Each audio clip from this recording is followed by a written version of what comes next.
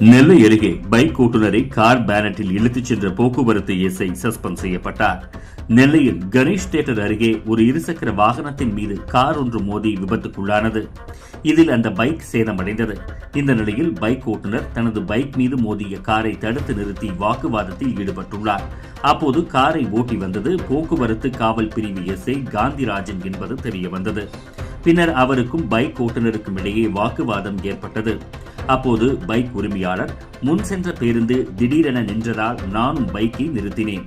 காரை கொண்டு பைக் மீது மோதியதால் தான் பைக் சேதமானது என முறையிட்டார்.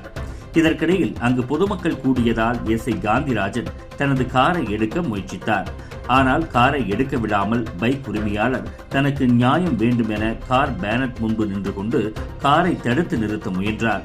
அப்போது அவரை இடிக்க வருவதைப் போல எஸ்ஐ காந்திராஜன் காரின் வேகத்தை அதிகரித்தார். இதனால் காரின் பேனட் மீது அந்த நபர் படுத்துக் கொண்டார். ஆனாலும் காரை நிறுத்தாத எஸ்ஐ பேனட் மீது படுத்த இருசக்கர வாகன ஓட்டியுடன் சுமார் 200 மீட்டர் தூரம் காரை ஓட்டிச் சென்றார். கார் பேனட் மீது படுத்த நபரோ தன்னை காப்பாற்றுங்கள் காப்பாற்றுங்கள் என கூச்சலிட்டவாறே காரின் முன்பக்கம் தொங்கிக் கொண்டே பயணித்த வீடியோ காட்சிகள் சமூக வலைதளங்களில் வைரலானது.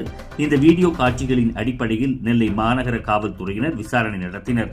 அதனையடுத்து இருசக்கர வாகன ஓட்டியிடம் மோசமான செயலில் ஈடுபட்டதாக போக்குவரத்து பிரிவு எஸ்ஐ காந்திராஜன் சஸ்பெண்ட் செய்யப்பட்டார். முதற்கட்டமாக பைக்கை ஓட்டி வந்தவர் அசோக் குமார் என்பது தெரியவந்துள்ளது. சம்பவம் நடந்தபோது அசோக் குமாரும் சப் இன்ஸ்பெக்டரும் மதுபோதையில் இருந்ததாகவும் கூறப்படுகிறது.